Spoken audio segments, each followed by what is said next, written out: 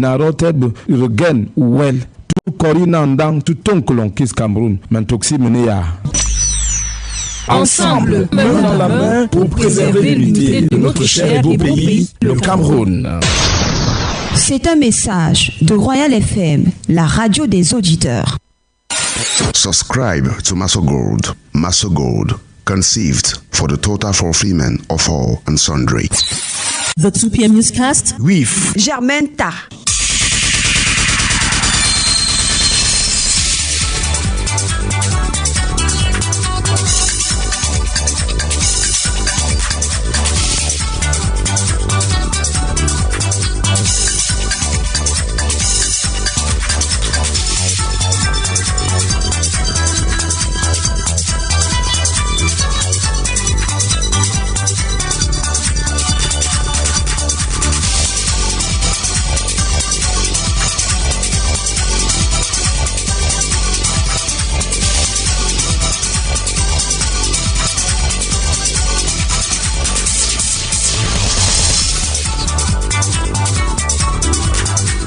Good afternoon, ladies and gentlemen. Today is Thursday, July 20, 2023, and you are warmly welcome to the 2 p.m. news on Royal FM 88.4. Up next are the headlines. The 2022-2023 baccalaureate exams of the French subsystem of education have been published with an average pass mark of 8.50%. But why have members of the baccalaureate board revealed this average mark? At times, some students may have worked better in the first subjects and have poorly worked in the secondary subjects. So when we deliberate, it enables us to adjust the results. Out of the country, hundreds have stormed Swedish embassy in Iran in protest over plans to burn another Quran in Stockholm. And in sports, Evans Williams Jobati will be coming in with our sport package.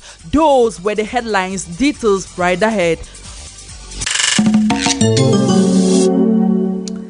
We open our news in politics, whereby the Prime Minister, Head of Government Chief Dr. Joseph John Guti, has urged members of the National Decentralization Board to ensure the effective putting in place and strict follow-up of programming documents in councils and regions. The Prime Minister was speaking while chairing the first ordinary session of the National Decentralization Board for 2023.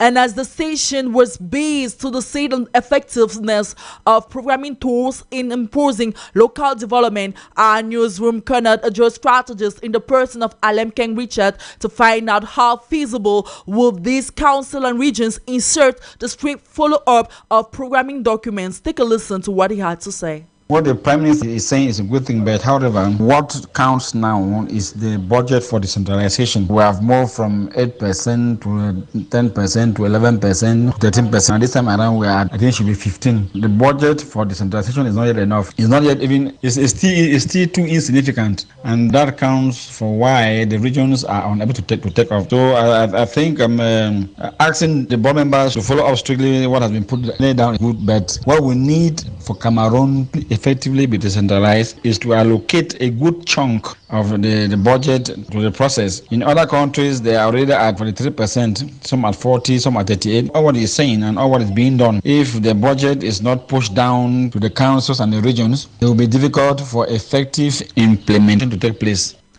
The 2022-2023 Baccalaureate French subsystem of education results have been published yesterday, the 19th of July 2023, with an average increased pass mark of 8.50%. The Northwest region comes with a success rate of 94.08%, followed by the West and Central regions, and the third position is occupied by the Far North region. But how do candidates received and reacted over the results? Bate Bridget samples some baccalaureate candidate reactions in the following vox pop. My friend called me and said, "You have passed." I was happy, but at the same time, I didn't believe because nowadays we joke a lot. So I needed to go check by myself on the board, and I was very happy to see my name with 12 average. First, I thank God for giving me my result. It was 9 months of hardship. I abandoned many activities so as to obtain this result, and today I am very happy. When it came out, first I was afraid, but I finally had the courage to dare this code and it showed admitted. I received my result yesterday. I was in Douala. First, I was afraid to check when I heard that the results were out. So, I sent my matricle to about 5 people, and the first person that sent my results, I saw admitted. I was very happy. I screamed and embraced everybody around me. To know my result, I dialed the code and I waited for about 30 minutes before the message came, and I was really in joy. I was emotional, and my parents also were happy. They gave me money, and with this money, I went out with my friend to celebrate my success. And as result of the baccalaureate examinations of the French subsystem of education are out, for some it was a good news, while for others it was not their best. But parents have different reactions concerning the failure of their children. In this regard, our student intern Bala Miris interviewed some Cameroonians on this issue and compared their views in the following box pop. My child fails exams. A girl, for that matter, take a phone. For her to understand that money that wins like that. The child fails. The most important thing there is you have to communicate with the child, give the child some advice and encourage him and try to see from where his mistakes came from. And there are some cases where there's children that are very stubborn that sometimes they need to be flogged. So personally, I'm going to be making them understand that it's not the end of the world, and I'm going to be making them work hard, because hard work pays at the end of the day. It is not a fatality. We all can fail, but it is how we apprehend the failure that makes us a success. Now, knowing that some students of the baccalaureate subsystem of education obtain an average pass mark of 8.50%, what's the possible orientation should school authorities dish out to these students? John Niba is an orientation expert and attempts an answer. I begin by saying that when deliberations are done and the average is agreed upon, members of the deliberation committee are supposed to keep it secret. It is not supposed to be released because it will make other children who are still in school to think that they can also be promoted or they can also pass with such average, and it kills work. So I first of all blame those who made it public that children had baccalaureate with 8.50 average. Now, the next thing you have to understand is that Cameroon is not an island. Cameroon is located in the CEMAC sub-region, and what aspires in other CEMAC countries is considered. There is an objective according to education in the CEMAC sub-region, and no country will remain behind. It will not be good for other countries to deliberate and accept at 8.5 average for a child to succeed in the baccalaureate, and Cameroon decides that they must take 10. So there is also politics in that. You cannot look at it like that. Now, the educational system of Cameroon has been existing since, and children have been going to university with baccalaureate certificates. So you cannot ask what they will do in the university. And still in the same vein, this pass mark retained after deliberations by the Cameroon Baccalaureate Board of the French subsystem of education brings up the problem of the way deliberations are done nowadays and the impact on the students' performance in the future. Kristen Mando is our lady on that beat. Deliberations in official exam, like it is the case of baccalaureate, is a normal procedure according to the pedagogue Dr. Mbesa, who explains its necessity. At times, some students may have worked better in the first subjects and have poorly worked in the secondary subjects. So when we deliberate, it enables us to adjust the results, so much so that those who could not have passed because of that they work better in their first subject and poorly in the second subject can have the opportunity to pass. The pedagogue goes further to say that these deliberations can impact negatively on students if and only if it is used for a wrong purpose. The impact on the results when the deliberation procedures aim at improving the figures, that's when it is bad. When we just deliberate not to improve the figures, then we have students who will go at the university without a true background at secondary school level. Moreover, this usually contributes to limit student chances to go in for some competitive exam or in performance well in some professional schools. If you go to a professional school to learn something that you have not done at secondary level, then you not have the required level to do on that professional training. For example, if I'm a biology student and I have a back in biology, then I can go and specialize to learn medicine because medicine has to do with biology. I cannot go and specialize to become a lawyer or to become a teacher. Going on the above reaction, the average pass mark retained during deliberations depend on circumstances. Christian Mandu in that report. And still to come in this news edition, the senior divisional officer of the Nyong and Ikele division prohibits the mayor's action to name the Ezeka ceremonial ground after the lead political figure. Got details right ahead. The Minister of Public Works, Emmanuel Ganu Jume, says today expecting rehabilitation works on the section of the National Road number 9 from Balmayo to Sang Melima and will cover a 115 kilometers. The visit to the site is taking place after a trial phase of the technique of roads rehabilitation by recycling and will enable the Public Works Minister to prescribe collective measures and address the problems encountered by the project. The senior divisional officer of the Nyong and Ikele division, Valerie Norbert Kwela, has rejected the municipal council's resolution from May 12, 2023, which authorizes Mayor Sylvain Chok to name the square Place des Fêtes Ruben Umnyobe. But what do Cameroonians think about this decision? From the senior division officer, our student intern Awasiri Darin interviewed some Cameroonians in line with this prohibition and compared the views in her report. Concerning the municipal council's resolution, which was authorized by the mayor to name the square after Ruben Umnyobe, a Cameroonian say it is important to name the square Umnyobe and it will keep the memory of who he is to their children. Naming streets after our past heroes is a great way to keep them in memory. It's a great way to keep celebrating. Children upon children, generation upon generation will always come to remember that, hey, they lived a great hero in Cameroon, such as this person. Another say Umnyobe was one of the indigents of Ezeka and contributed a lot to the independence of Cameroon and think he has to be celebrated. Those are legends, as I can call them, that history should never forget them at any level. So I don't think the decision taken by the senior divisional officer to name the grandstand after Umnyobe was a wrong decision. I think it's just a way of creating a memory or a memorabilia. Not to forget that history can never be written off.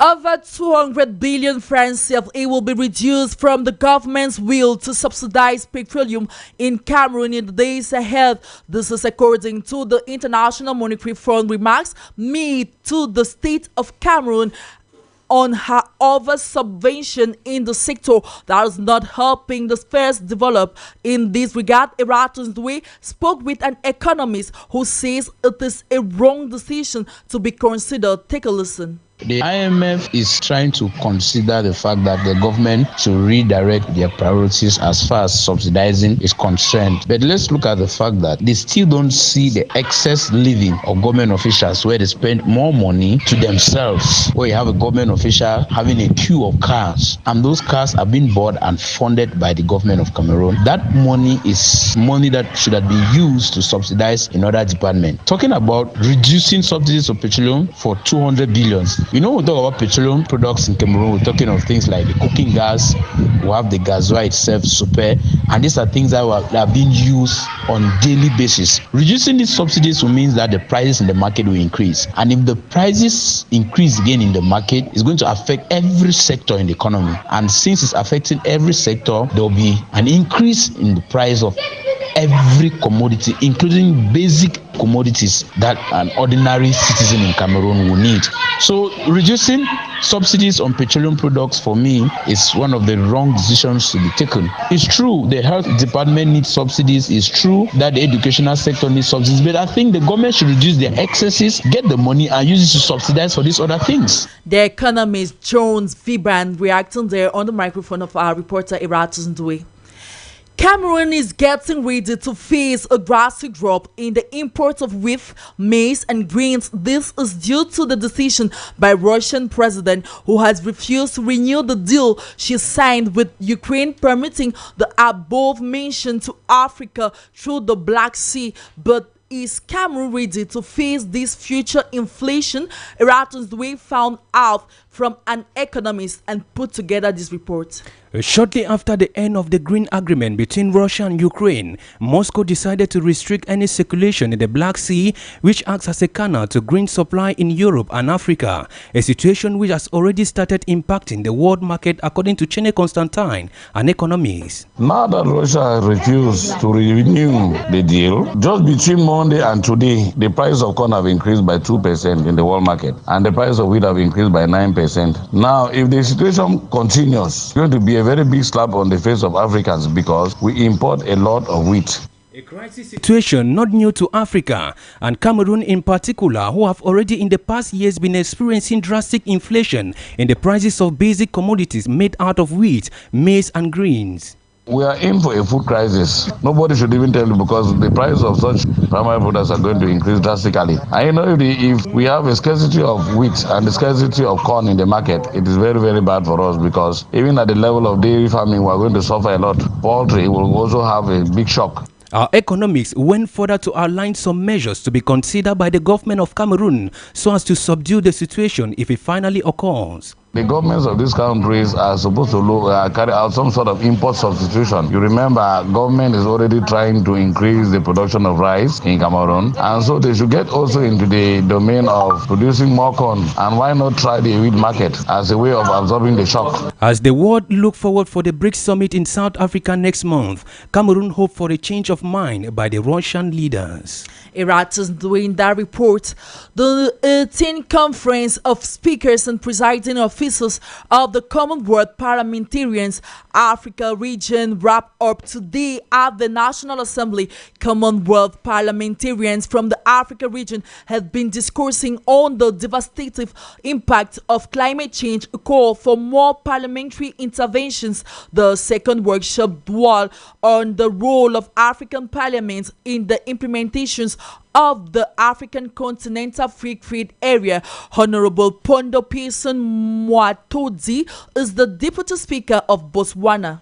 As you know, that parliamentarians have been empowered by people to come to where we are, and it remains the responsibility of parliamentarians to ensure that the people benefit from their representation. Let us look at this food insecurity, food availability issue. Every is the responsibility of every government, starting from parliamentary level, to ensure that there is enough to feed the people that have voted for you. Because a hungry nation is a dangerous nation. People have got to be fed. And people have got to have accommodation. People have got to have security. People have got to be safe. People have to, parliamentarians and everybody else have to ensure that everybody, every homestead is safe as possible. People don't have to move about fearing anything. People have to sleep tight. People have got to go to work and be productive. And people have got to ensure, parliamentarians, politicians, have got to ensure that facilities and schools for the people's children are available. Honorable Mutubu Richard Temba is the Deputy Speaker. KwaZulu-Natal talk about the issue of transparency in the African continent. With ourselves coming from South Africa, it is very much important because it does promote a much needed networking of African countries to bring solution to their own challenges. So we need an African solution to African challenges. So that's how important this gathering is. Also to demonstrate the importance of good governance, which we not only need in one country, but in the whole of Africa, for it to make a meaning of democracy to Africa. So that's how important this gathering is to us. Honorable Tifa Mosena Tepong Losoto talk on the importance of public trust. Take a listen to what he had to say. When we're here as representatives of parliament, we're talking about people that preside over democratic institutions as our parliament, and it's important to create linkages between parliament and the people that are represented, and the public trust comes out in what we represent as the presiding officers, because we listen to the content that the members of parliament present, which is their democratic right, but then when we share experiences in platforms like this, that is where we exchange our roles and we exchange what can potentially be taken back to our different countries in creating that openness, which ultimately culminates to the public trust that we need to, encourage for the citizens that we are representing. Away from Parliament's issue, we are in the heart of holidays, and it is almost a tradition for some parents to send their children during these holidays to spend the holidays with either family members or friends. But at what age should these children be sent on holidays? That's the question my parasita put to some parents and compiled the following report. Laura says it is out of the question to send her kids at tender ages to the house of whosoever. I have to send my child on holidays to anybody's house, whether it's for work or it's just for fun. I'll send the child who is at least 7 to 10 years old, who is already conscious, because at that point I would have already incorporated the values which I want my child to have.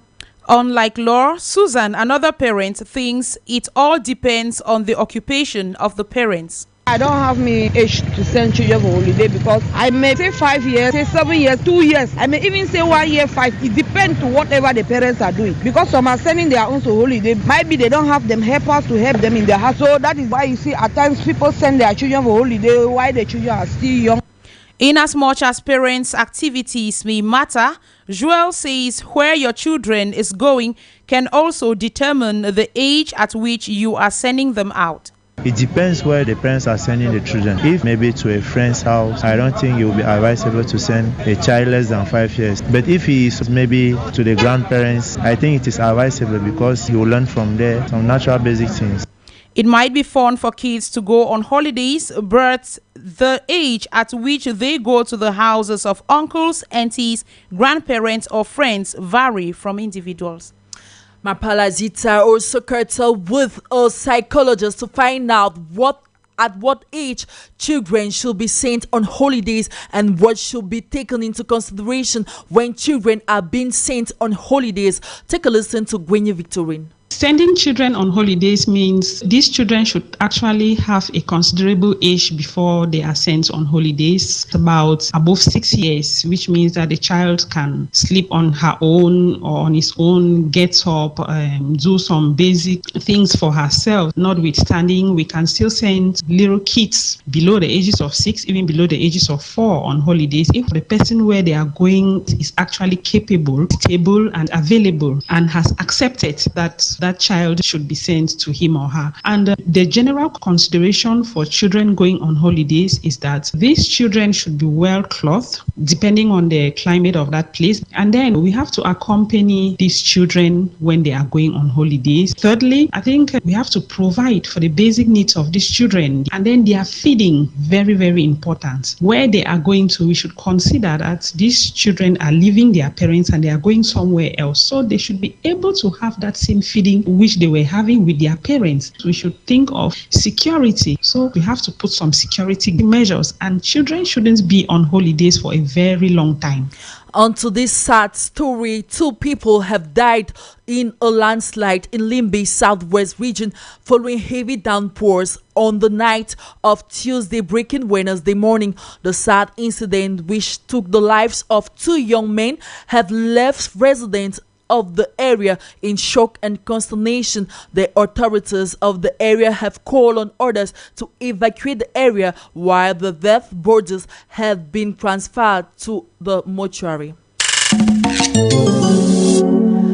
Out of the country, Kenyan President Williams Ruto has warned rebel leader Raila Odinga to stop financing the rebel group known as Azimio. The president was speaking today at the annual general meeting of Trade and Development Bank Group in Nairobi. President Williams Ruto also urged Azimio leaders and their subordinates to embrace peace and work together for the stability of the country.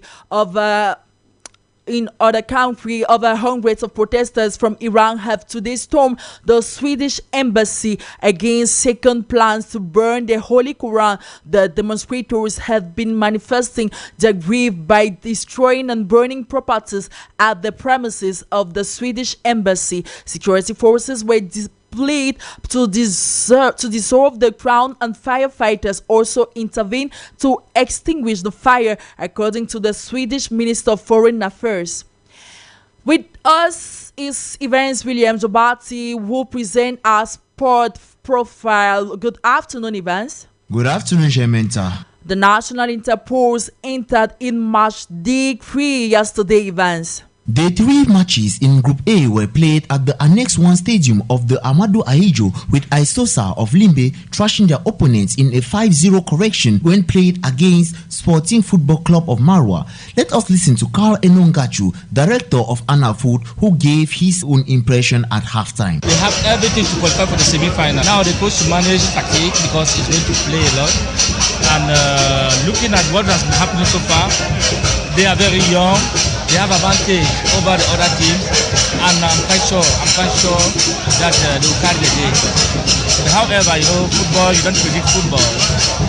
45 minutes are still left, so they have to really fight from the first to the last. The organization, defensive organization, offensive organization, every organization is very good. While the other encounter saw Union Sportif of Abombang fall to Académie 2 on a 2-1 margin, we equally got a player from Union Sportif of Abombang who shared his grievances with us. And I understand, I say the team just scatter. Get one man, get one. This thing now be penalty. If me be referee, I will not put that goal for penalty. Because that one not be penalty. The team pay me. Even if I cry because of this ball. I think the referee, if I say he give us a bribe, because that will not be penalty. The ball enter for here. If you put me first half, I will score 3 goals. I will score a trick. I believe myself, and I believe team go see me. The manager, everything go see me. I believe on God. As of now, the standings in Pool A has Isosa of Limbe leads with 5 points, followed by Volcan of Moon with 4 points. Académie 2 has 3 points. Union Sportif of Abombang 1 point, and Sporting of Garwa last with 0 points. Other day 3 matches continue in Group B today at the Olembe Annex A Stadium, with Creamy Football Club of Garwa currently clashing with Olympic of Biwong Bane, and later on at 3 p.m. group leaders Bafmen United of Menchum will settle scores with Littoral Regional Champions Puma FC, while Gandre FC stays on standby. And still in football, the 2023 FIFA Women's World Cup began this morning in Australia and New Zealand, as you give us some details from there. The 2023 FIFA Women's World Cup kicked off today with the host nations, New Zealand, who beat Norway 1-0 in Group A, while in Group B, Australia also got a 1-0 narrow lead win over Ireland. Other matches will continue tomorrow in Group A, with Philippines to play against Switzerland at 6 a.m., while in Group B, Nigeria will be clashing against Canada, and in Group C, Spain will confront Costa Rica. Let's now have the news summary in the French language with Olivier Ndema Ekpo. Good afternoon, Olivier Ndema. Good afternoon, GERMAINE TAH. Le préfet du département d'Union Ekele, Nobert Kwela, s'oppose à la décision du conseil municipal des ECA de rebaptiser du nom de Ruben Oumniobe la nouvelle place des fêtes de la commune. Le préfet d'Union Ekele s'oppose ainsi à cette résolution prise lors de délibération du conseil municipal de la commune des ECA en date du 12 mai 2023. La dite délibération s'appuyait sur le décret du 21 septembre 2020 fixant les modalités de commémoration des personnages historiques ou emblématiques décédés. Examen officiel 2023 de l'enseignement secondaire, les résultats du baccalauréat sont disponibles depuis mardi dernier. Et selon l'Office du baccalauréat du Cameroun, le pourcentage de réussite est en hausse avec 75,73% cette année contre 65,95% au cours de la session de 2022.